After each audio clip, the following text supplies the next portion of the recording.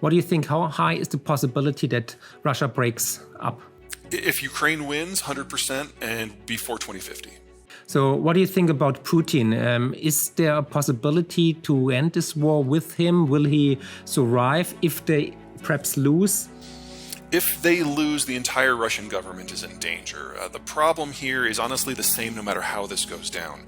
Assuming for the moment that Putin were to die tomorrow, I don't think it would really matter for the war or the overall strategic aims. All of the people who are left in leadership see the world through more or less the same lens. Now, there would be probably a 3 to 6 month period where the remaining 130 people decide, who's going to be in charge, and that would be some valuable disruption time if you're Ukraine. But I don't think it fundamentally moves the needle.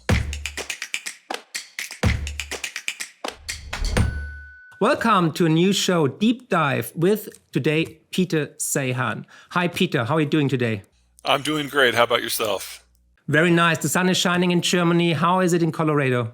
Today is one of our rare cloudy days. It is. Oh, I'm sorry. So, before we start, please introduce yourself to our audience. It's the first time you're on a German channel, so perhaps not everybody knows you, but after this, everybody will. My name is Peter Zeihan. I live in Colorado in the United States, and I'm a public speaker who focuses on geopolitics and demographic trends and how they are changing the world around us. And boy, they do. I think we talked before, it's a paradigm shift we are witnessing right now.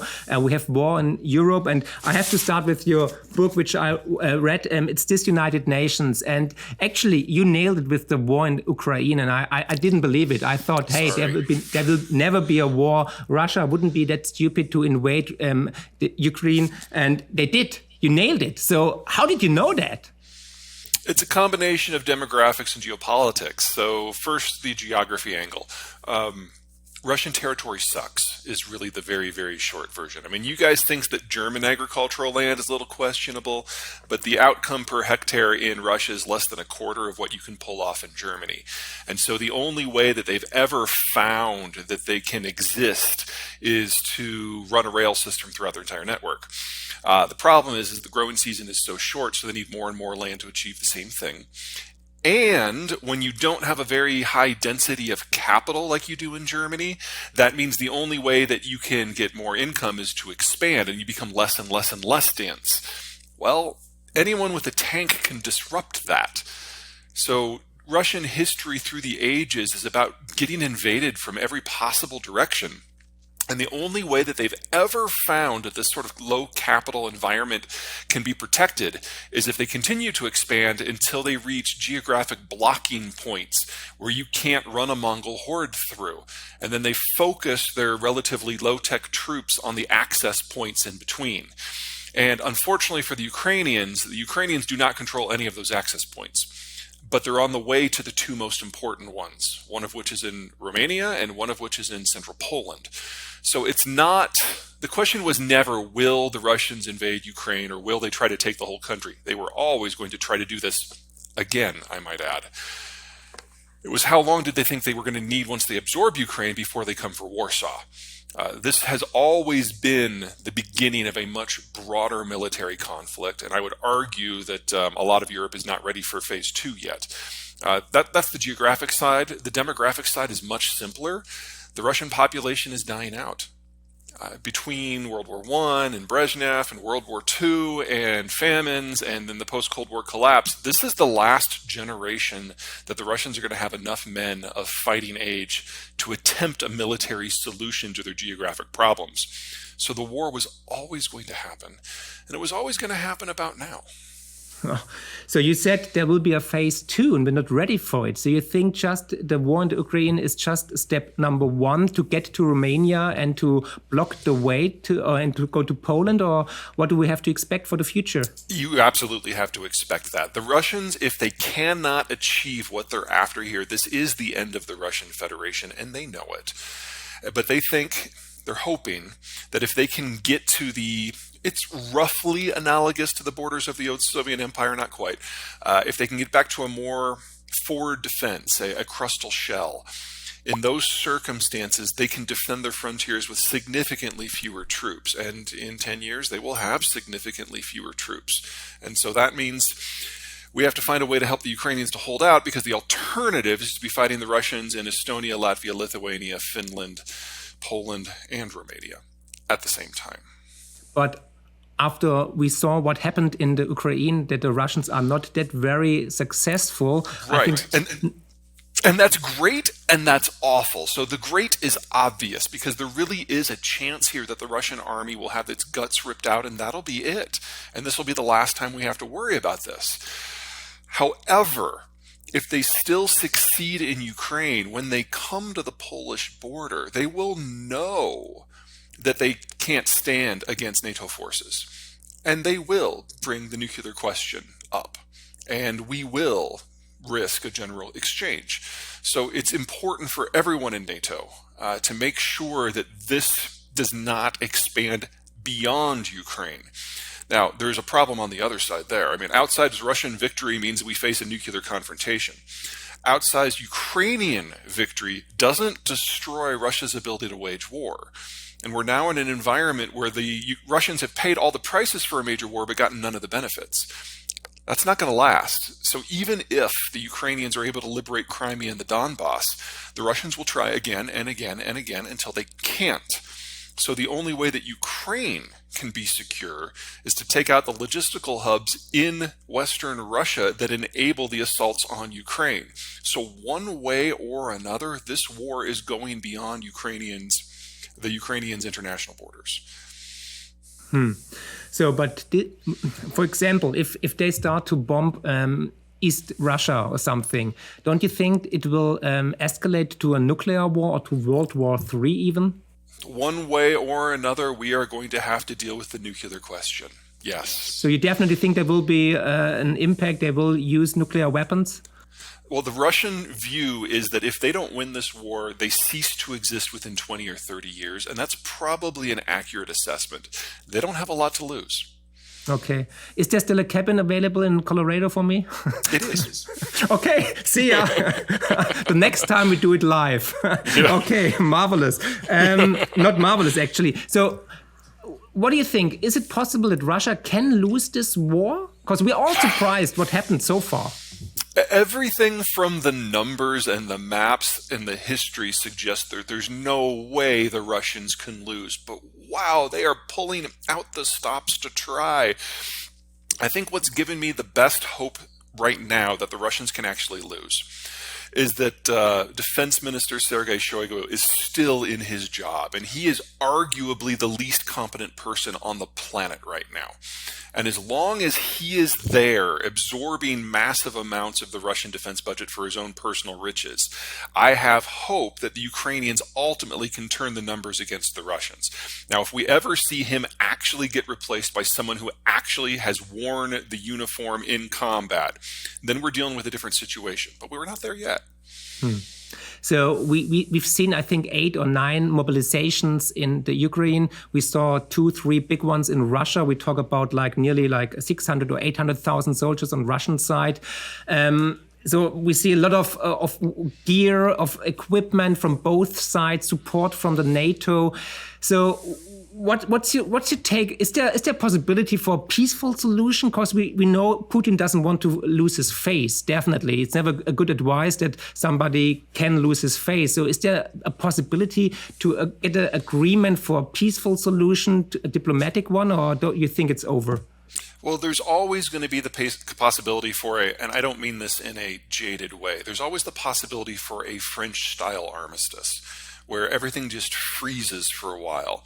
But the Russians will only use that as an attempt to rearm, because if they stop where they are right now, even if they hold all the territory they have today, that's a loss for them.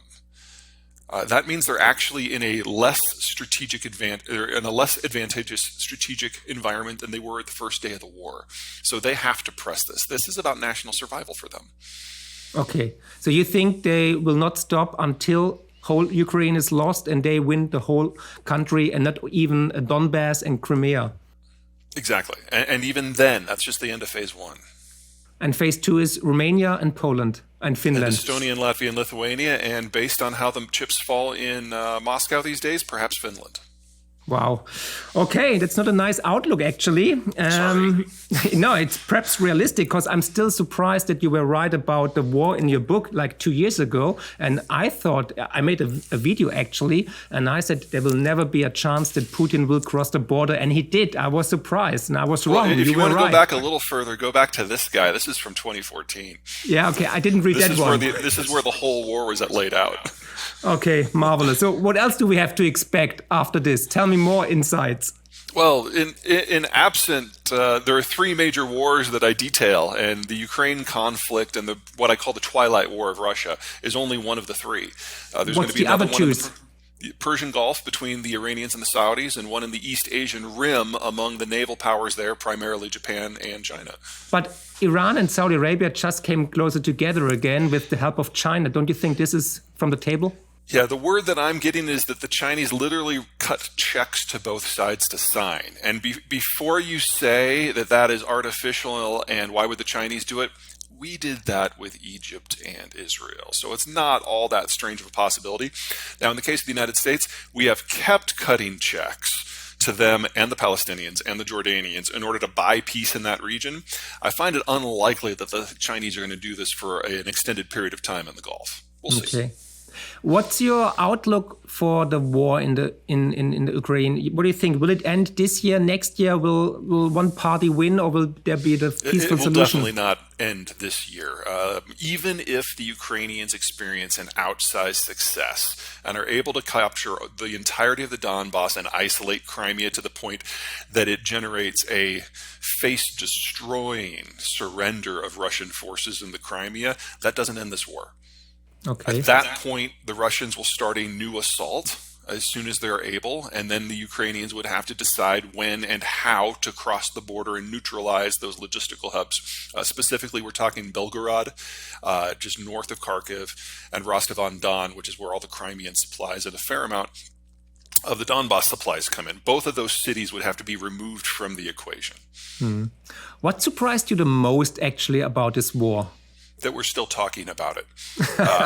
Okay. Yeah, honestly, yeah. I mean, I was confident the war was going to happen, and I was equally confident that the Ukrainian portion of the conflict would be a walkover. And to have even the fact that that last question, that, you know, how can the Ukrainians do?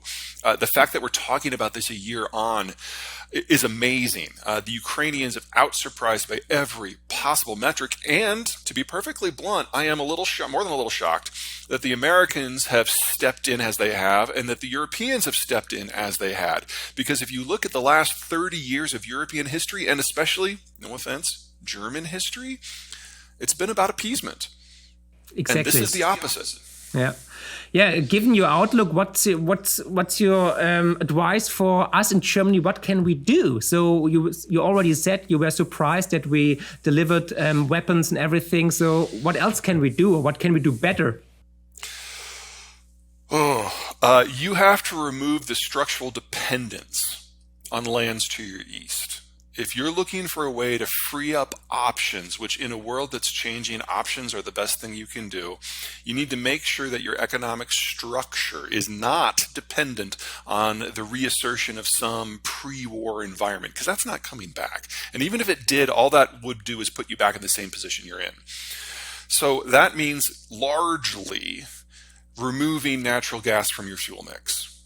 Now, some people in Germany think you should do that for environmental reasons. I'm saying it's for security reasons, because right now you're dependent upon supplies from a hemisphere away, which is equally dangerous. That also means you need to turn your nuclear power plants back on.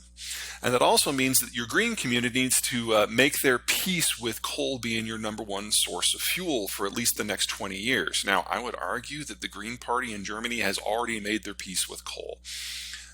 German carbon emissions, because of a lot of decisions you've made, are through the roof. They're going to stay high for decades. There's no way around that. Nuclear power plants are one of the few ways that you might be able to deal with that moving forward.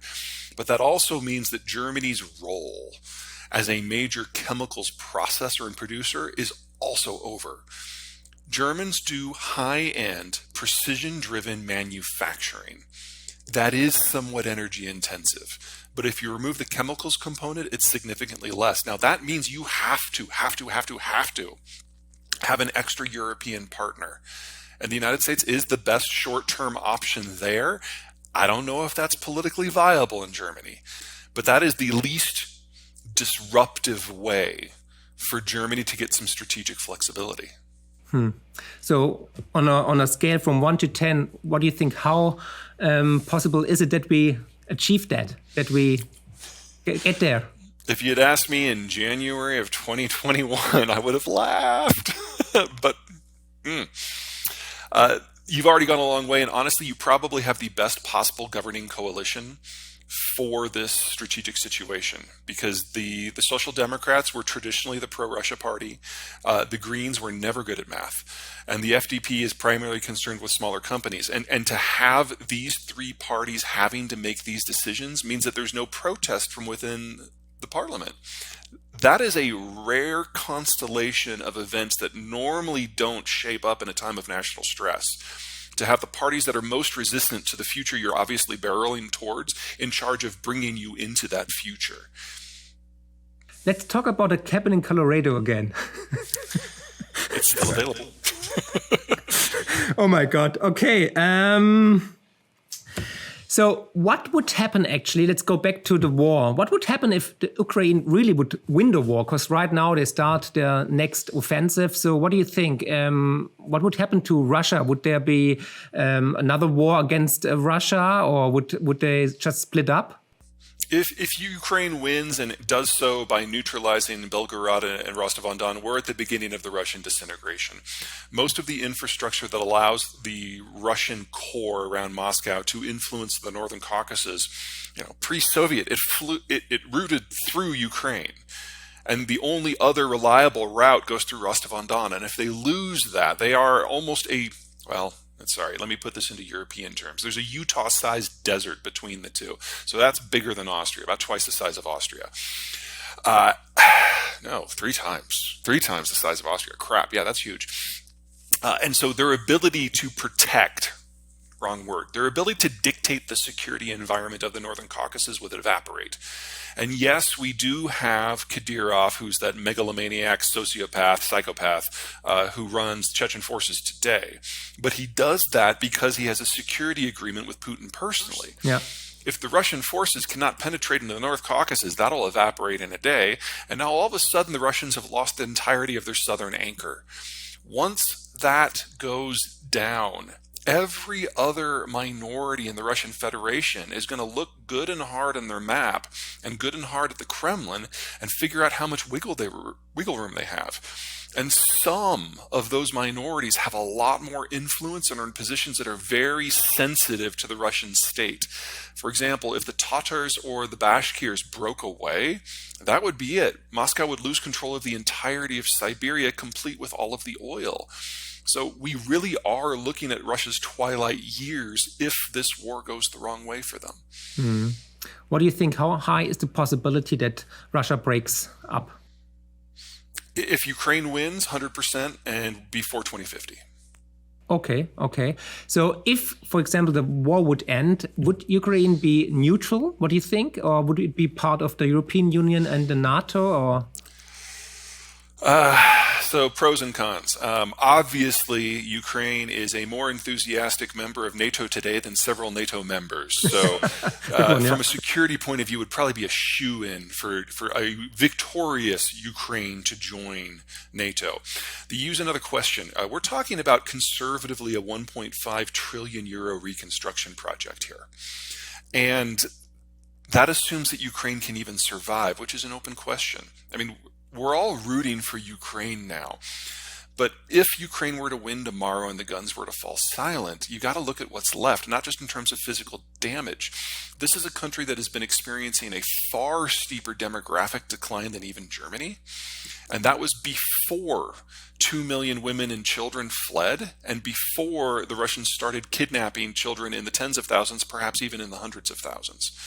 So This is the last generation that Ukraine could theoretically be a functional economic system. You fast forward to 2050, 2060, and there just are not enough people under age 50 to even try. So what's your take on the expansion of the NATO to the east? Because Putin and Russia and all this say that this is one reason why they started this war, because of the war in the Donbass and the expansion of the NATO. What's your take on this?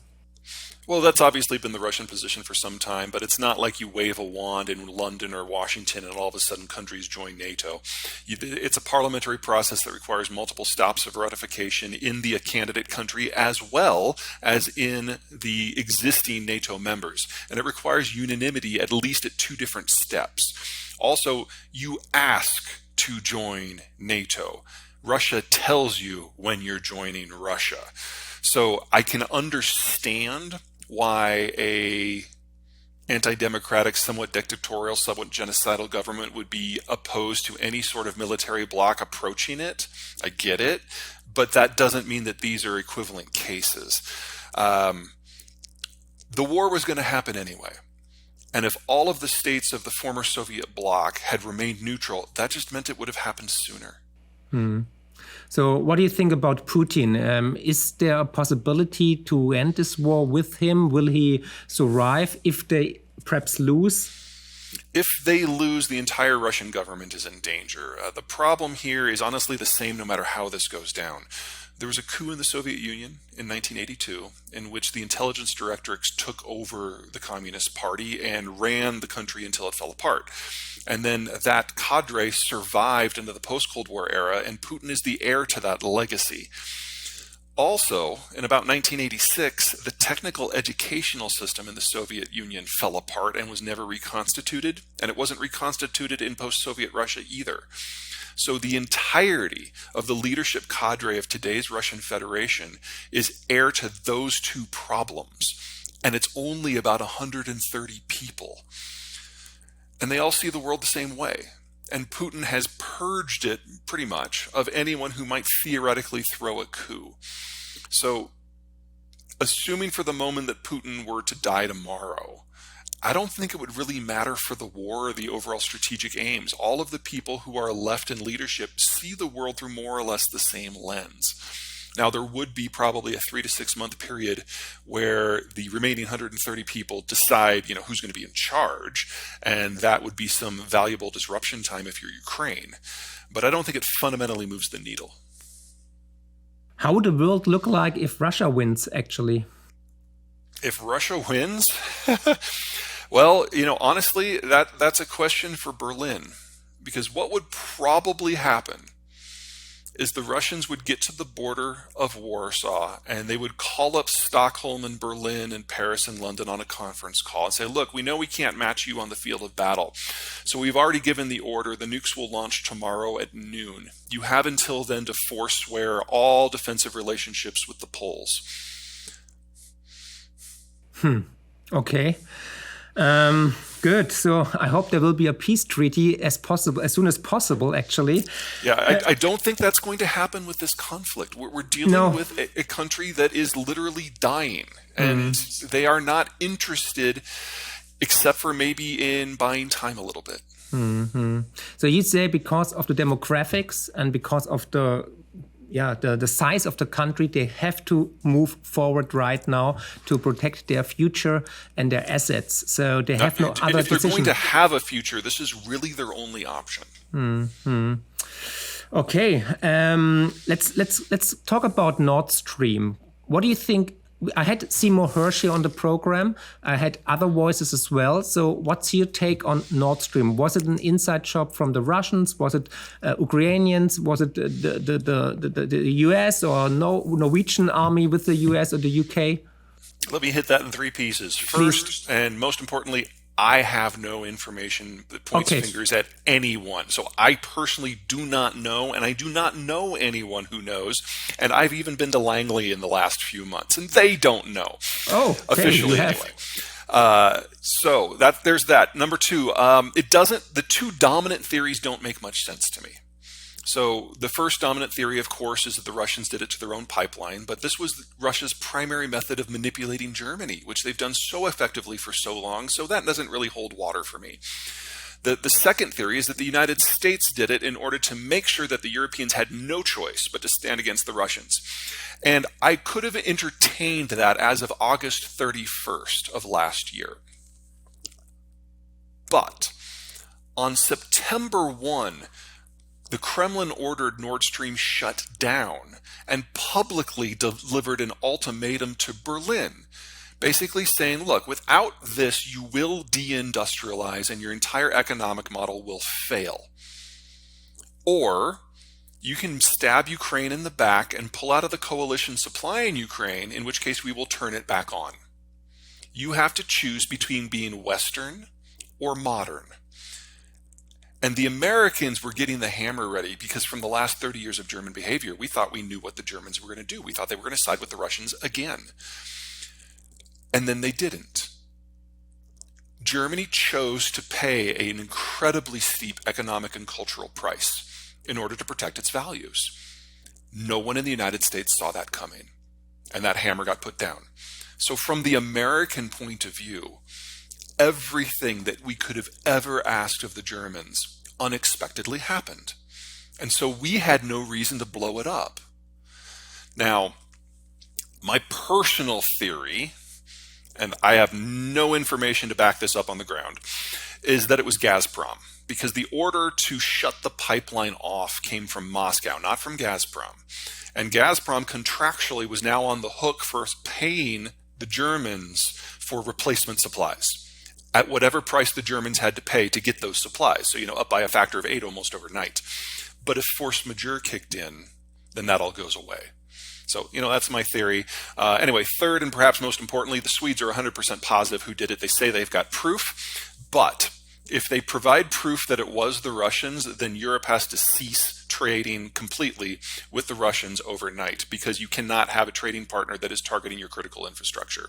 And so the Swedes have been asked unofficially to sit on the information. They've been sitting on it now for almost 6 months. And the Danes also supposedly have information, and they're getting a little bit more antsy than even the Swedes, because, the Danes are already in NATO, whereas Sweden is still in the waiting room. So we're probably reaching a point fairly soon where some Scandinavian is going to leak this information out and force Berlin and Paris and the rest to do some very difficult things in a very short period of time. Luckily, the Europeans have had over a year now to cut their dependency upon the Russian space, and honestly, it's going a lot better than I had any reason to expect at the beginning. Okay, so you read the article from Hersh, I guess. So what do you think about his take?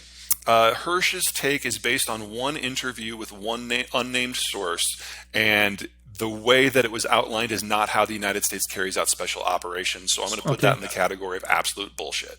Yeah, even when he has such a high reputation and he has nothing. He has in the past. It has dwindled steadily over the decades. Okay, all right.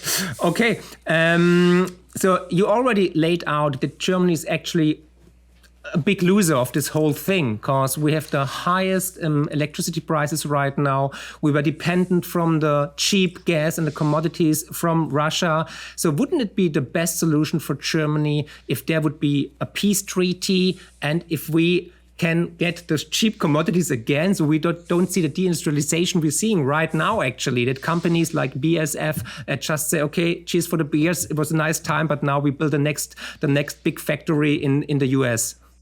That is the concern in the United States, in London, and across Ukraine and all of Central Europe, is that the Germans will look for a way to go back to how things were. We're now at a point, I would argue, that even if the politics were right, the economics will never line up again. Most of the Russian commodities are produced in the permafrost. It's a territory that slows and buckles and bends, and the Russians cannot maintain that output in the long term without massive amounts of external funding and, more importantly, external labor, because their labor force is in a state of collapse. So the only way we can go back to 2020 in terms of energy and commodity supplies is if we have the war resolved, or at least settled overnight, and then someone steps forward with at least €1 trillion worth of investment, not for Ukraine, for Russia, I don't see that as being even remotely in the cards. Okay. So you recently stated that we're probably seeing the end of the German industrial model, and I couldn't agree more, actually. But that's actually very sad statement for us Germans and for whole Europe, actually, because the European Union and the euro is dependent from Germany because we're the powerhouse. So, but please elaborate this or your statement to the audience, please. So, German success these last 75 years has been based on 3 factors. Number one, a very high level of labor skill for precision manufacturing. Number 2, access to various industrial bases throughout the European space in order to build a differentiated supply chain system for doing the parts of the labor system that are not as capital intensive and not as labor intensive and not as skill intensive. So basically, Poland is your Mexico, to oversimplify.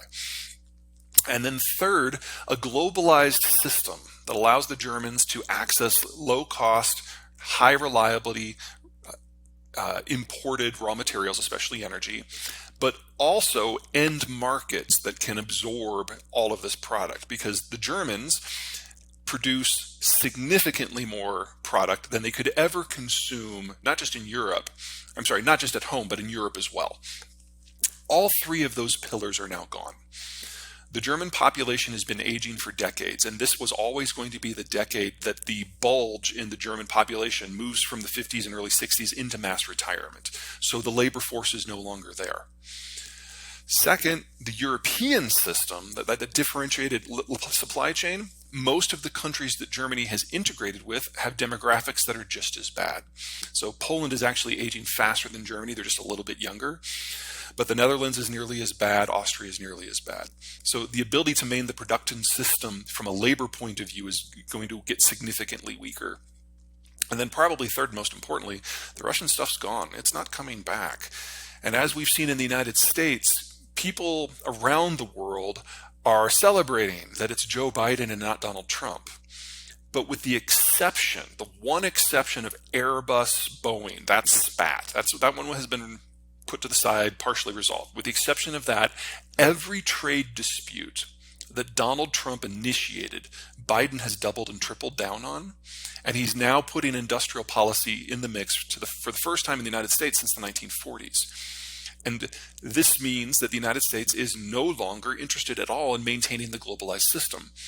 The deal that made globalization work was that we will patrol the ocean so that anyone can trade with anyone and access anything, and we will leave our markets open if you let us write your security policies to fight the Soviets.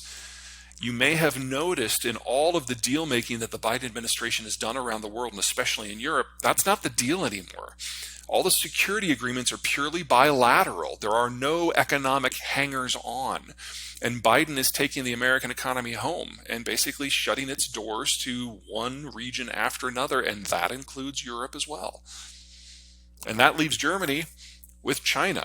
And if you think that your dependence upon Russia has generated some interesting geopolitical exposure, just wait till we get to a real argument between the Chinese and the Americans. Yeah, we will talk about China in a second, but let's briefly talk about the German energy policy, which a lot of foreign experts call the dumbest energy policy in the world. There is also a legendary discussion between you and 2 of KV Wood's investment analysts out there, where you have them learned a lesson in economics and physics. I will definitely put a link. Yeah, it was hilarious. We loved it. Yeah. So we could talk for hours actually about the energy transition, but let's focus on Germany today. Give, please, Peter, us your best elevator pitch. What's the good, the bad, and the ugly about our energy policy, so perhaps German politicians will understand? Sure. Let me start by saying I do consider myself a green. Unfortunately, I'm also a green that can do basic math, and that means a lot of the greens just don't invite me to their parties. Okay, we've got lots of issues, but let's focus on the the big three. There's an understanding in the world of environmental energy that you only put up wind turbines in places where the wind blows fairly strongly. There is not an understanding in the green community that you only put up solar panels in places where the sun shines brightly. So the location of these things really matters. Now, I live at roughly 2,300 meters in the highlands above what used to be called the Great American Desert in Colorado. That means that my solar panels generate 7 times as much electricity as the same panels would in Berlin. That means I'm in one of the world's best solar zones, and Berlin is in almost the world's worst. And if you're going to put up 7 times as much paneling in order to generate the same amount of electricity, you have now generated so much carbon by putting up those panels that you will never be able to generate enough electricity to pay down the carbon debt, much less the economic debt. It's just not a good geography for that technology. So that's problem one. Most of the population of the world lives in a place that is much more similar to Berlin than Denver, unfortunately.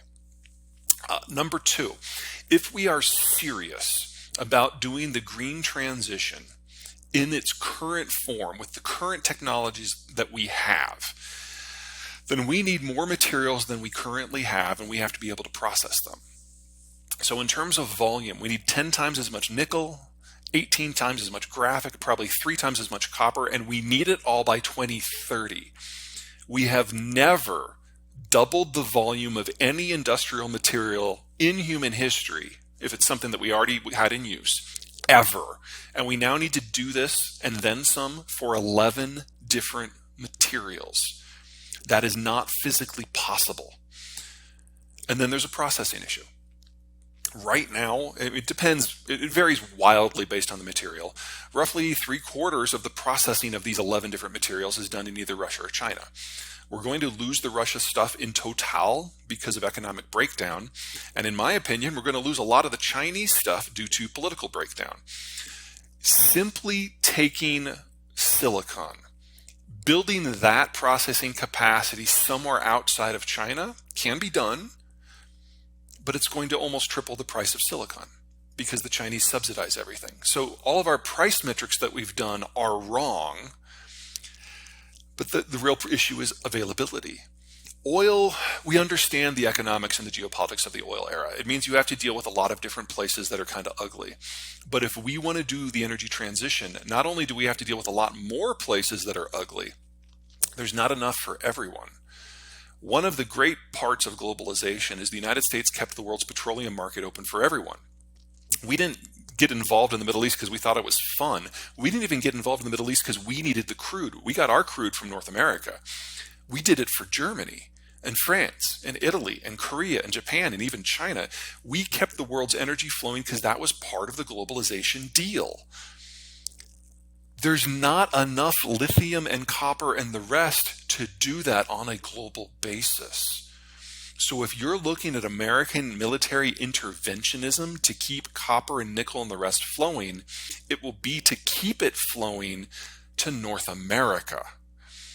The green transition in its current form cannot be done on a global basis, but it can be done in North America if the Americans invade about 15 places to keep the stuff going there.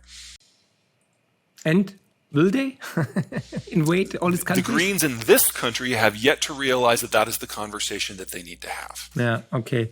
So what would you do if you would be the German chancellor, for example? Would you reactivate the nuclear power plants? Okay. That's the simplest, easiest step. There are many, many other steps that are much more difficult, that are much more jarring, but that's the low-hanging fruit. Okay. Would you restart the coal mines again? That's already been done. In Germany. Yeah? Yeah, we have big ones. We just closed them a couple of years ago with billions of euro subventions, but they could open it again. Yeah. And Germany probably needs to take a page from the U.S. state of Wisconsin. I don't think the German manufacturing model can continue in its current form for a number of reasons, but that doesn't mean that there is no manufacturing model that might work. So Wisconsin is part of our old Rust Belt. They used to build the cars and the machinery.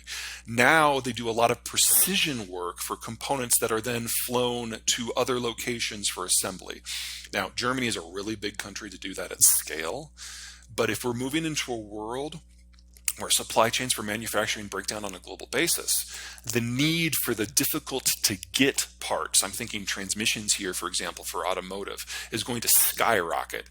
And Germany's skill set is much more appropriate to that role than the kind of the mass manufacturing capacity that we've become used to in the past. Okay.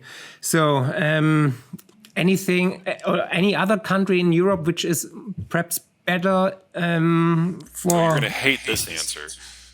Tell me. The French are in a really good spot. You think so? Have you been to Paris lately? Oh, I mean, don't get me wrong. They're still French. But Germany redesigned its political and its economic model around the realities of globalization in order to take the most advantage of it. France never did. And that's one of the reasons why the French are having all these protests over pensions, because trying to get this into what we might consider a more viable economic model under the globalized rubric has never been something they were interested in. But in a world where global trade breaks down, in a world where global energy is hard to come by, France looks pretty good. Their nuclear fleet takes care of most of their local energy issues, and they're much closer to places like the North Sea or especially northwestern Africa in order to get the rest. They're self-sufficient in agriculture. They've got a much better demographic structure. And most importantly, they never integrated their economic system into the European Union whole in the way that Germany did. In fact, as a percentage of GDP, they're not that much more involved than the Brits are after Brexit. So they don't have nearly as painful of an adjustment to make, and a lot of the things that the Germans and everyone else is going to have to do, the French just consider this a normal operation. Very interesting answer, actually. So what do you think? Will the euro break up after all this?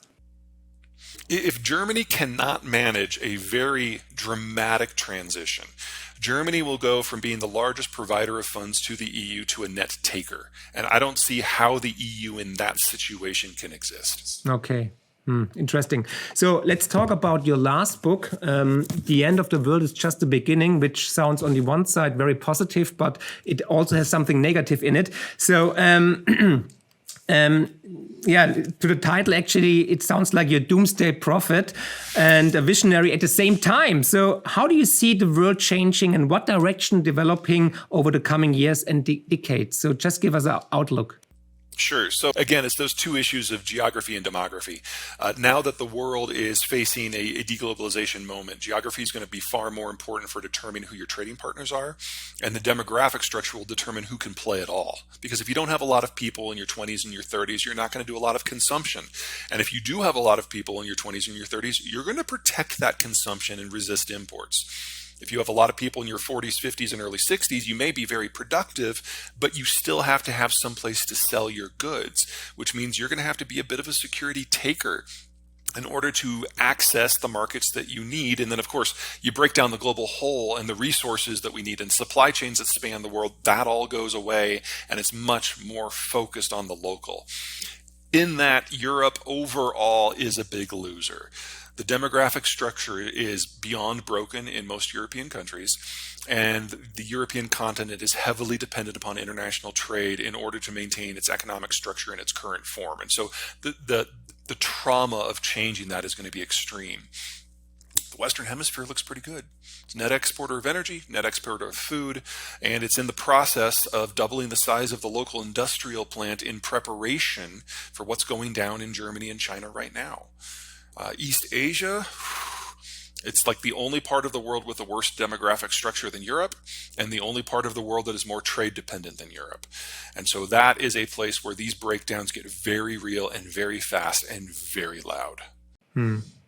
Talking about China, many analysts in Europe or also in the US think that China will be the new superpower, that we see there a war between the US and China.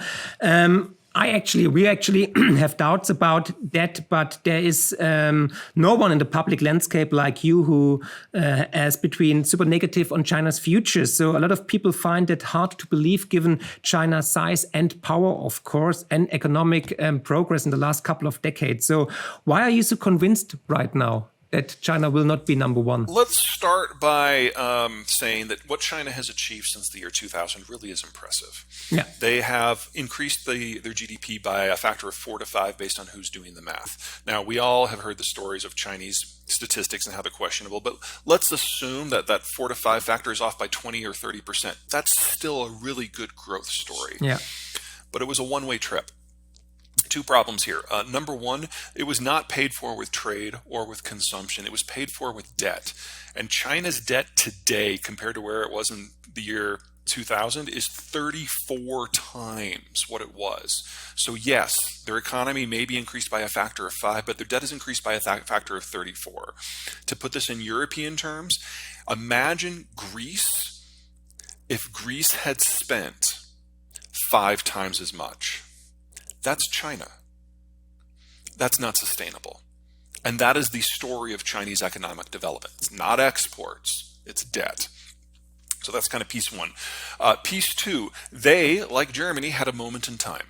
One of the reasons that the German economy has done so well, especially since 1990, is the birth rate fell out back in the 70s. And so by the time you got to 1990, you had a lot of people who were 20 and older and very few children. And so for the next 25 years, you had a lot of people in that 20-year-old to 45-year-old group, and eventually they aged into the 40 to the 65-year-old group. And that is where most economic activity happens. The younger group does the consuming, the older group does the production. And Germany was able to basically experience a double boom as a result. China has done the same thing. The one-child policy plus rapid urbanization gutted the younger generation. And so from 2000 until now, they've had a lot of adults and very few children.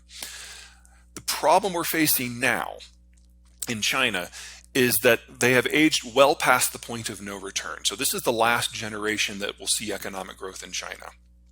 In addition, the Chinese are now starting to grudgingly admit that they overcounted their population by in excess of 100 million people, with all of the missing millions under age 40. So China was aging very rapidly, much more rapidly than Germany, but it was still younger than Germany until the data revisions. And now it's significantly older. And this is the last decade for the German economic model because of aging, which means this is probably the last decade for the Chinese economic model as well. And while Germany focuses on quality and precision in education, China focuses on price. And that's not viable. They've already seen the cost of their labor go up by a factor of, I believe we're up to 16 now since the year 2000. They're no longer the low-cost provider. And with the labor basically dying on its feet, they never can be. They didn't get skilled enough to even attempt the sort of challenge that's in front of Germany. And that, of course, assumes that the Americans decide to try to help, which I find unlikely. Yeah, not possible, I guess. So what do you think? Will we see a similar development like with Russia and Putin, that they start a war perhaps with Taiwan then? You can't rule it out, and it is a one-man state now, so it's really hard to get a read, but I don't think so. The Chinese Navy is short range. They can't project more than about 1,500 kilometers from the coast, and even that assumes it's not wartime. If the ships actually have to dodge and weave, it's less than half that range. That's enough for Taiwan. It's not enough for anything else. And if there was a military conflict, a number of countries with naval assets, the Philippines, Vietnam, India, Australia, the United States, would it be able to shut off the trade and energy arteries that allow China to be a modern industrialized power, with electricity? So shutting China down in a war scenario is really easy. And Xi knew all this a few years ago. Yeah. But in the last few years, he has so purged the system that no one's telling him anything. So it's entirely possible that he's now believing the propaganda that a Taiwan war could be encapsulated, that no one will intervene, that it'll be easy, and that the rest of the world will just suck it up and move on. Our experience with Ukraine is that none of that is true, but it is possible in a propaganda world that maybe he does believe it. I find it unlikely that he has descended into idiotic narcissism with that speed. But this isn't Putin. Putin still has an inner circle. We still bug his phone and read his faxes. Xi has no one. And you can't bug someone's brain. Not yet, perhaps. Not that I know of. So what do you think? What's the relationship between China and Russia? If Russia gets in trouble, you think China will step by and help them, or you think they will grab some country and land from them? Well, aside from supplying weapons components and maybe even some weapons, there's really nothing that the Chinese can do to help. The front where it matters is just way too far away. And the Russians and the Chinese, it's always been a relationship of convenience. Not that it's insignificant. Yeah. But both of them have always felt that if they thought they could get a real deal with the United States, they would drop the other one in a heartbeat. I don't think that's changed. But even if the Russians are facing a complete collapse, I don't think the Chinese are going to get meaningfully involved. Yeah. They know in a world where they actively intervene is one where they go to public enemy number one in the United States. And they know what that means. They know they have to the Russian system does not require an open globalized system to survive. It doesn't require economic growth to survive. China does. Its population is much more restive, and it's much more dependent upon the outside world simply to feed itself. Russia is a massive food exporter. So the Russians can eat a lot of privation and continue. The Chinese cannot. They just die. So the Chinese are always going to look for a way to have their cake and eat it too. And that's exactly what they've been doing. But if Russia were to collapse tomorrow, what we would probably see is the Chinese basically ask around to Japan and the United States, like, hey, do you mind if we go in and take some bits of this? Yeah, possible. We will see. So I already see that we get some backlash on you being so pro-Ukrainian and pro against China and so on. So what's the bull case for China, for example? Is there a bull case? The bull case. We are at a point where I don't think even if the United States wanted to rescue the Chinese that we could. I think the problem is too far advanced. I mean, we're nearing a situation in the United States strategically where, for primarily demographic reasons, the United States is going to have to make up a list of countries that we want to support moving forward.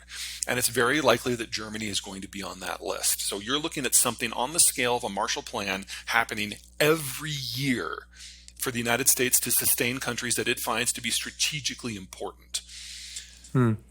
We can choose to try to help China or try to help everyone else on our list.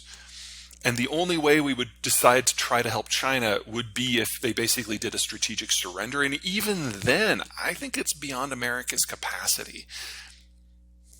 Okay, yeah. So Donald Trump said he will finish the war in 24 hours and he would get on the table with Xi as well. So what do you think? Who will win the next election? Will it be Trump or Biden? Well, let me start by saying that Trump said the same thing about ISIS, that it would be over in 24 hours. And obviously it wasn't because he didn't have a plan. He just made that up. It's politicians. What do you expect? Yeah, exactly. It's Donald Trump. This is part of his appeal. I think it's going to be Biden, and I think it's going to be a wipeout. So, you think Biden is a good president? He's in the upper 2/3. It's better than we've had in a while. Obama? Obama was one of the least consequential, worst presidents we've ever had because for 8 years he didn't leave the Oval Office. He didn't have a conversation with anyone, even his own allies. The reason everyone in Europe loves Obama is because he never called or showed up. He never asked anything of you, and that was bliss. He was golfing a lot. It's like since the Cold War ended, I'd say probably Bill Clinton was our least bad president, and W is our second least bad, and we've just got progressively worse until Trump. Biden is probably in the same quality level of George W. Bush overall, I'd say. which, is not great, but he's better than the last two. The reason I think he's a shoo-in is Donald Trump is a great campaigner within the American right, and he will absolutely be the nominee. There is no one who can challenge him because there are so many people who are his staunch supporters who will vote for him in the primaries no matter who else is in and no matter what Donald Trump does. So he's a lock to be the candidate. So is Biden. Biden is an incumbent president. They're not going to let Bernie Sanders run as a Democrat again, and the Democratic Party has already closed ranks to prevent a primary fight from even happening. What about Robert F. Kennedy Jr.? Oh, wow, he's a complete fuckwit. No, he's not a serious candidate. And although honestly, it is refreshing to see somebody who basically is from the American far right running as if he was from the American far left. But, we're talking political horseshoes now. Okay, so it's going to be these two guys. What we saw in the midterm elections last November was that independents showed up in numbers, which is something they don't normally do. Normally, independents only show up for the big elections, not the off years, but they showed up in numbers. And in exit polling, they indicated by very strong margins that they strongly disapproved of the economic management of the Biden administration. They thought it was hurting them personally. And yet they voted for Democrats by huge margins. If you're an independent in the United States, the only way that you can influence the political process is to show up for the general election. Donald Trump is trying to make the general election not matter. So independents have already decided that even if it's not in their own economic interests, it is in their political survival interests that they have to vote against Donald Trump and anyone that he supports. You do that on a national scale in a general election, you're looking at a massive defeat for the Republicans. Okay. Yeah, we will see. Interesting. I still wonder that there are no other candidates and somebody below 60 or something, but that's another topic. Well, we're going through a political transition, and it takes a decade, and we're just not through it yet. We'll get through it. The factions are moving around. We will have a different Democratic and Republican parties a few years from now that will be a little bit more sane. But we're in the churn right now, and that's always ugly. Yeah, you could run. Good. Pass. I agree. Let's talk about the BRIC states, because we see a lot of development and stuff there. They started doing commodity deals in other currencies and so on. So you think we see the end of the petrodollar? No. The deals that are beyond the dollar are extraordinarily limited. Let's see, what's the best way to attack this? If you're going to be a global currency, like a real global currency, you need to have a massive volume that circulates because you have to be able to lubricate global trade without your currency value changing a lot. So you both need a lot of the currency, you need to be a large economy, and you can't be a major economic player in trading. Because if you were, you would care what the value of the currency is, and you would change it day to day to serve your own interests. Right now, that's only the United States. The Europeans kind of removed themselves from the equation with the bailout packages back in the first decade of this century when they started confiscating insured bank deposits to pay for the bailouts. That was a bad call if you wanted to be a global currency. Understand politically why it was done, but it had an economic cost. The Japanese aren't interested at all. They tried back in the 80s and it hurt them badly. They will never do it again. The Brits, until they figure out what Brexit means, they're completely out of the equation. And that's everyone. Yes, the Chinese have a lot of currency, but it's all locked up within their own system because their first and foremost concern when it comes to finance is control of the domestic market. And every time they crack open their financial world a little bit, like €1 trillion equivalent floods out in just a few months. So we're actually nowhere near the high level in Chinese history for the percentage of their goods that are resolved in non-dollar terms. So there's a lot of talk. Action has been less. And if you look at some of the specifics that have been announced, you've got the Argentines saying that they're all in.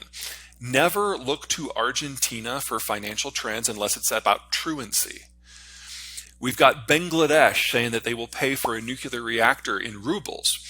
The Bangladeshis can't pay for it because they don't have the money. This is the most corrupt country in Asia.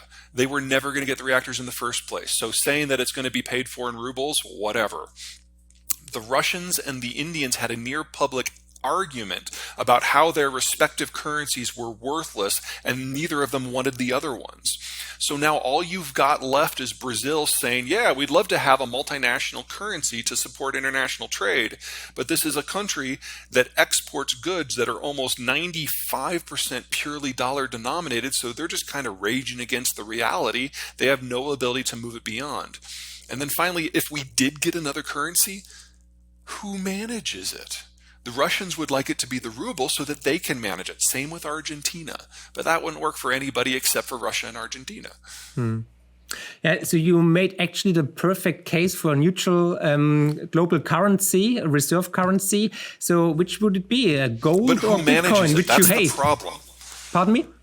But the problem with a neutral reserve currency that's not national is who manages it. Exactly. So would it be gold or would it be Bitcoin, which you don't like? So it can't be either. Gold, there is not enough volume of gold to support international trade unless we were to find about 100 times more than we currently have on a global basis. And Bitcoin has all the same problems as gold with none of the benefits, because at least gold at the end of the day does have an industrial use. Bitcoin does not. Perhaps a store of value or something. People give them some value. Some people think so. I disagree in that on the very base level. Okay, so which other countries in the world or regions are you bullish on? Is it Asia? Is it South America? We talked about Brazil or Mexico. So is there a better economic outlook in other areas of the world than besides the US? There are some places that look really good. One of the things to remember about globalization is it created this artificial security environment that encouraged a lot of countries that had not been able to be significant industrial powers before to suddenly join the game. Germany and Korea are probably the poster children for the success of globalization. But if we go back to something a little bit more basic, where trade is more localized, where you have to have a decent security system that you can maintain yourself, or you have a neighbor that does it for you, break the world up. And if you look at a map of like 1910, you probably are going to get a pretty good idea of who the countries are that can actually do reasonably well. So I think Southeast Asia is probably the region overall that's primed to grow the most, because here you have an area that does not have a history of going to war with itself, not like Northeast Asia or Europe. Most of the resources that they need, they produce themselves, or those resources come from Australia. Most of these, or this region as a unit, can produce most of the food that it needs, and what it can't can come from Australia and New Zealand. And most of these countries have a reasonably positive relationship with the United States, both strategically and economically. So while I don't think the United States is going to be facing a war with the Chinese, I don't think they're that dumb, I can see some sort of mini globalized system that takes place in Southeast Asia, with the Americans being at least an adjunct part. Taiwan, assuming that, again, that there's no war, is probably kind of joined the system with Singapore as kind of the high-tech anchors for that sort of system. That's something that could work really well. I also think Mexico is in a pretty good spot. Now, the cartels are a problem. The drugs are a problem. That is not going away anytime soon. That is going to define the successes and the failures of the Mexican state and Mexican culture for decades to come. And that's an ugly story. But Mexico has done something that most countries can only dream of. They've cut an economic long-term partnership with Donald Trump. And if you have that already done, then it's just an issue of building out the infrastructure and the industrial plant. And Mexico knows how to do that. So the NAFTA II Accords, because they were done by the anti-trade hard right in the United States, are really secure no matter what happens with the American political model moving forward. And then kind of the final, we mentioned France earlier. I think France is going to be okay. And then the final country that I normally would have not considered that I need to add in now is Japan. Because Japan, like Mexico, got a deal with Donald Trump and has since gotten a deal with Joe Biden, making Japan the only country that has cut a long-term economic and security partnership with both sides of the American political aisle. They found a way to buy themselves into America's inner circle. And they're the only ones who have done that. But Japan has a horrible demographic curve, actually. It's worse than, I think, Germany. It is old and it is aging quickly. Three things they have going for them. Number one, even though they have no resources, they now, courtesy of the U.S., have access to the entire Eastern Hemisphere. That makes a big difference. Number two, as their population has aged into obsolescence, they have moved more and more of their industrial plant abroad, most notably to the United States and Mexico. So they no longer have as much of a labor crunch as a place like Germany does. They don't have to make the transition nearly as hard. And then third, and what people miss, is that Japan has been very successful at figuring out how to get by with fewer people while also boosting their birth rate. Japan today has a higher birth rate than Italy, Germany, China, South Korea, or Taiwan. So they're still old, they're still aging, but the process has slowed down a lot in the last 25 years. So every concern you have is legitimate and is for the long haul, but they've found a way to buy themselves some more time. So it's not time to buy Japanese stocks. Well, considering the nature of their financial sector, I'm not sure it ever was. I mean, and that's the part of the problem for my work is like I can tell you if a country is going to experience national success, but that does not mean that they're a good investment destination. Yeah. Talking about investments, we go there in a second, but I have a question about India. What about India? It's a very big country, more population right now than China, very strong. What's your take on India? Their population has actually probably been bigger than China for 7 or 8 years. Okay, yeah. Remember, the Chinese numbers today do not yet reflect that overcounting. I know. Planned economy, yes. Yeah, exactly. Okay, so I think India's future is pretty bright. They're the first stop out of the Persian Gulf, so they won't have a meaningful energy crisis. They're one of the few countries that could actually intervene in the Persian Gulf if they wanted to. I'm not saying that they're itching to, but it's an option, which in the world we're going to is good to have options. Their tech sector is small for the size of their economy, but growing and pretty robust and pretty inexpensive. And they have more than enough energy processing to make sure that they're not going to face the sort of shocks in terms of supply for either manufacturing or agriculture that a lot of the rest of the world will. That's where the good news kind of ends. Their demographic structure is obviously far better than Europe or East Asia's, but it's not as good as it used to be. They started urbanizing very seriously in the early 1990s and have been aging as a result. So actually Mexico has a significantly healthier demographic structure now. But more importantly, the infrastructure and the political infrastructure in India is poor, and it's difficult to integrate among the cities and among the regions. So as we lose Chinese manufacturing, countries around the world are going to pick up pieces of that to service their own markets. India is part of that story, but India will never rely on other countries politically, and it can't economically, for participating in a multi-country supply chain systems like we're familiar with in Europe and in North America. India will produce things for Indians. And when you're producing things for 1.5 billion people, that is a global story. But India will not be trading with hardly anyone as part of that story. Interesting. So what about Brazil? I think Brazil has had its moment. Brazil's infrastructure is really difficult because it's built basically on imagine Brazil as a table, but 2 of the legs have been knocked out. Unfortunately, the high end is on the coast. So the cities on the edge can access the interior, but it's very hard for them to get to the water. And that's why Sao Paulo is the biggest one, because it's on top of the plateau and it has a little bit more room to expand. That makes it very difficult for Brazil to integrate with anyone, even Argentina. They were able in the 80s and 90s to develop a series of technologies and some manufacturing capacity that was fairly impressive. But then the Chinese came in under the first Lula government and set up a bunch of joint ventures and basically raped the Brazilians of all of the technology, and then went back home and stole all of Brazilians' market share in global trade and destroyed the entire manufacturing base. So that story is over. So Brazil is still a commodities producer, and that's about it. They have a demographic structure that's similar to India, so good, but not as good as Mexico. Yeah, you think Brazil will be the next Russia? In what way? Yeah, for commodities, for oil, for the West, for Germany, for example. You could argue that to a degree it already is. I don't see any reason to expect Brazilian commodities to fall off the market, especially when it comes to things like iron ore. But the capital cost of developing stuff in Brazil is just higher than the global average. And whenever there's a competing source that opens up, it's able to undercut the Brazilians on price. That's probably most obvious in oil. Yes, they've got the pre-salt. Yes, by the numbers, Brazil probably can become an exporter to the tune of 3 or 4 million barrels a day. But you're talking about a cost of production in those zones. It's at least $80 to $90 a barrel, and that's some of the highest in the world. Where would you move, actually? Is there a country where you would say, yeah, let's go there? You could recommend, because many people in Europe or in Germany, they think about leaving the country. So what's your favorite besides the US and Colorado, of course? I mean, obviously the US is the top of my list, and not just because I have citizenship.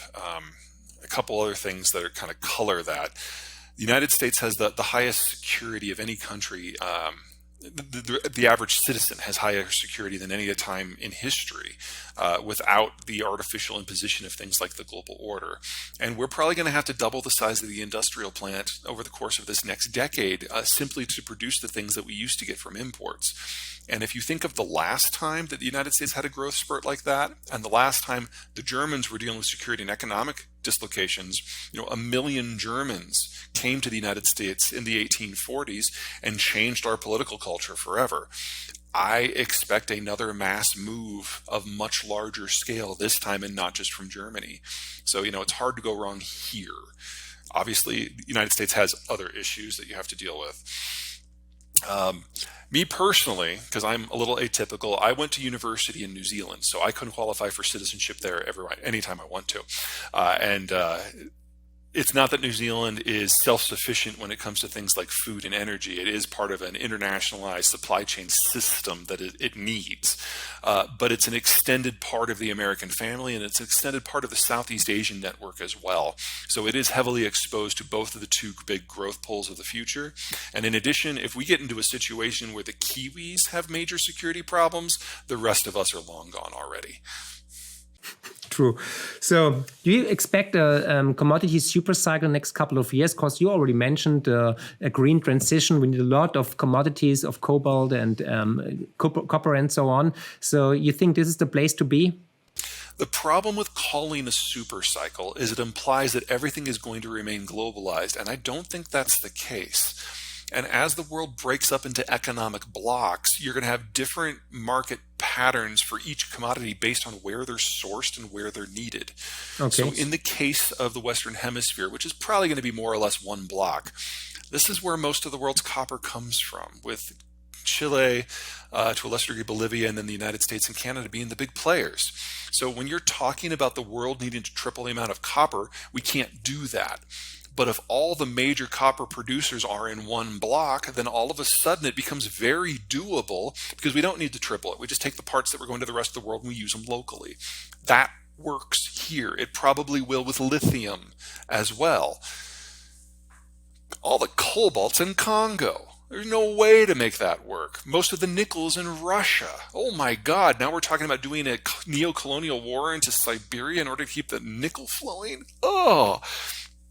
So you break up the markets, and the very concept of a super cycle doesn't mean the same thing. Yeah. That's actually, right call. So what's your take on gas and oil for the future? Rising prices, or they will be low, or the same? Where you are. Like, if we get into a world in the next few months where, like, say, the Swedes actually drop the information they've got, and the Europeans just completely stop all oil and natural gas that is flowing west from Russia. I'm not just saying stop the flows, because that's where this leads. Energy prices globally skyrocket. And then the Biden administration is going to have to make some interesting choices. In existing American law, the American president can shut off oil exports with a flick of a pen. Does not require Congress. So we could see the world losing Russian oil and American oil at the same time. And in that sort of scenario, you easily get a global price that goes above 150 or even 200. And you easily get a price in the United States that drops below 70 and never rises past 70 again. Again, we're not in a single market anymore, and commodities have yet to reflect that. But that would mean a recession, for example, or a world economic crisis. From a global point of view, a global recession is already hardwired in. The IMF actually expects the lowest growth that we have seen since at least the 1980s for the next decade. That it does not take into account demographic decay.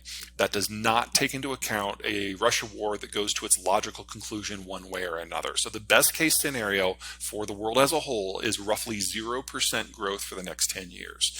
It does not take a lot to take a 0% growth story into recessionary territory. We all need to just kind of pencil that in. But 0 or below on average is not the same as 0 everywhere. In the case of the United States, we need to double the size of the industrial plant. That's highly inflationary, but that's a massive growth story. So I buy American stocks right now. Yeah, well, one of the things to keep in mind is as the baby boomers are leaving the market because they're all retiring and cashing in their investments, in a couple of years, we're going to be in an environment where if you have capital, that's going to be very valuable. And we're nearing an interesting entry point into the financial markets that can maintain liquidity. That's interesting. Thank you for this advice. What about precious metals?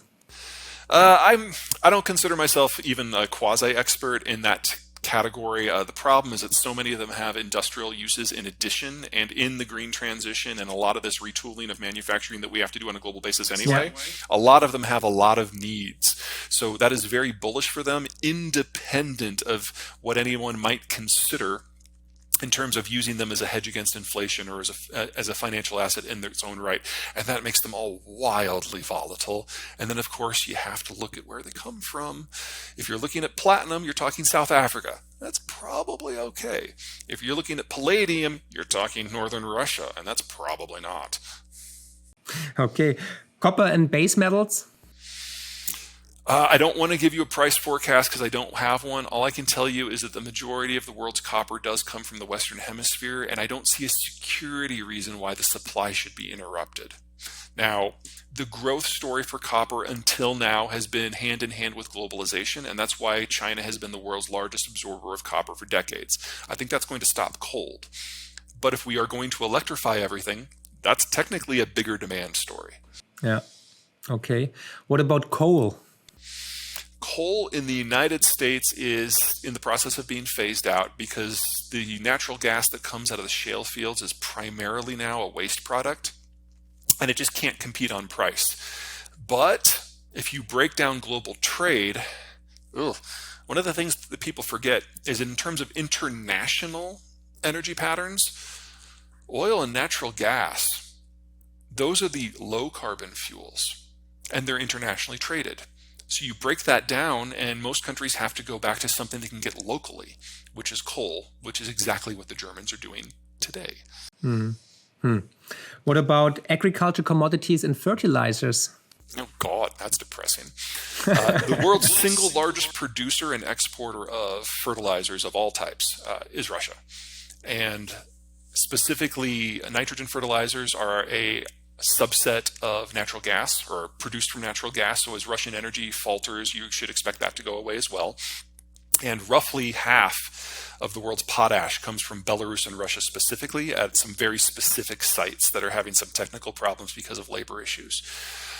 The other one is phosphate. Phosphate, single largest source, comes from China, but the Chinese have been restricting exports because they're now experiencing a nationwide outbreak of not mad cow, the other one, African swine fever, which is decimating their pork herds again. And phosphate is used for rice production. So for food security reasons, do not expect the Chinese to allow phosphate back onto the market.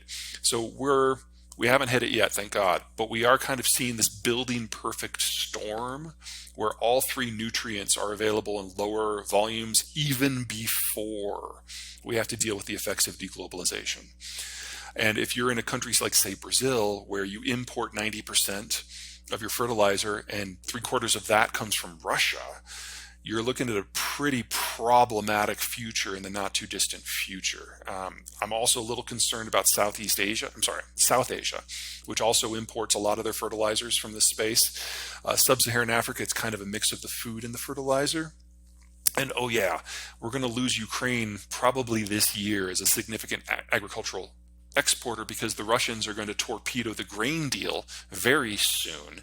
And then only about 10 to 15% of Ukraine's grains can actually get railed out. And that might even be too optimistic. Many insiders and experts, including you, expected last year like a famine or something. Or we were very lucky. Yeah, we were really lucky. But are we out of the woods yet? And how fragile is actually the global food chain? We are definitely not out of the woods. So first, the good. Mother Nature was very kind last year, and we had great weather in every agricultural zone in the world. That had never happened before. It may never happen again. So, good for what it is. Second, everyone had a bit of a reserve of fertilizer. And of all the sanctions and boycotts that have hit the Russian space so far, a lot of them had specific carve-outs for fertilizer and fertilizer inputs. And you even had the U.S. Department of Commerce issuing letters of comfort to shippers and buyers saying that Russian stuff is expressly exempted from all of the sanctions. And that kept some of the stuff flowing in a way that it wouldn't have otherwise. Now that we're a year on, we're seeing damage to that infrastructure, damage to that production capacity in the former Soviet Union. We'll never have that kind of weather again. But we do have a number of countries, Nigeria, Canada, Morocco, who have accelerated their plans to increase fertilizer output. In the United States for nitrogen, we're doing the same thing. It's not enough. It's not fast enough. It can't be fast enough. Some of these things take 10 years to bring online. But the fact that people have seen the writing on the wall and are doing everything they can to increase supply while they can is a good sign.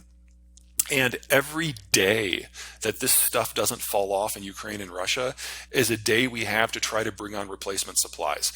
One of the things that the Europeans absolutely got right about the sanctions regime is it's not about stopping the war. It's about cutting Russia out of the system at a pace that allows the rest of the world to adjust. Now, we're not done. We're not done by a long shot. But the fact that the world's largest commodities supplier is getting steadily gutted and we haven't had a commodity shock, we're living on borrowed time, but it's been a pretty good year, all things considered. Definitely. You're absolutely right there. So what else can we do to prepare ourselves to the next steps we have to act? Well, one of the things the German government is doing is coming up with a combination of retraining and subsidies programs to try to help with the industrial transition. So when this stuff really does all go away, you're not completely caught with your pants down like you were a year and a half ago. That can always go faster. It can always be more realistic. But the fact that it's happened at all, I think, is a great sign. In the United States, the thing that would help the most is building out processing capacity for any and all of the materials that are going to be necessary as we lose Russian and Chinese supplies. The Inflation Reduction Act, which is a stupid name for what it actually does, is actually our first step in that direction since the 1940s. And so it's inefficient and it's overly expensive and it's sloppy.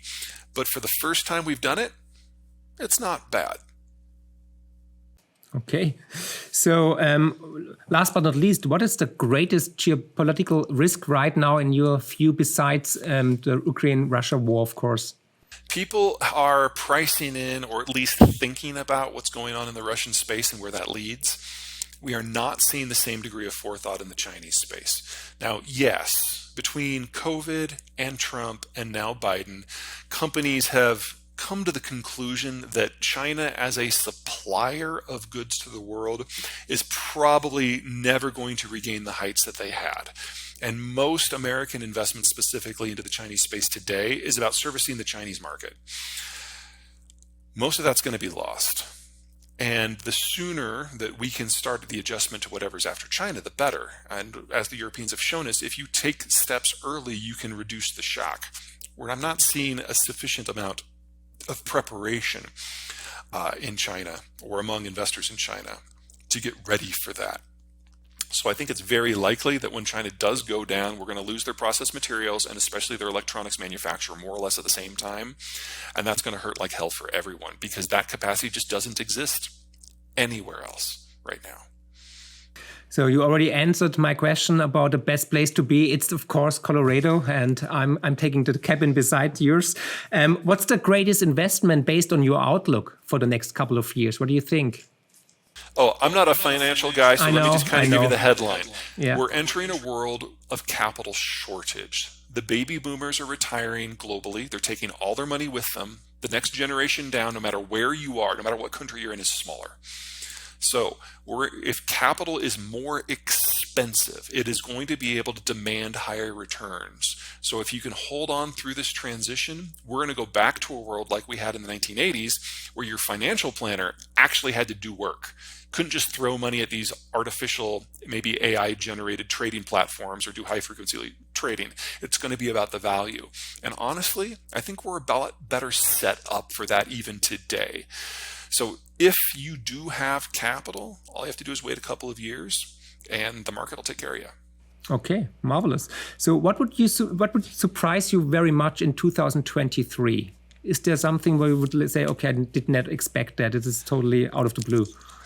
Something that I think is going to happen that just might happen a lot sooner, or can you give me a little bit more to work with?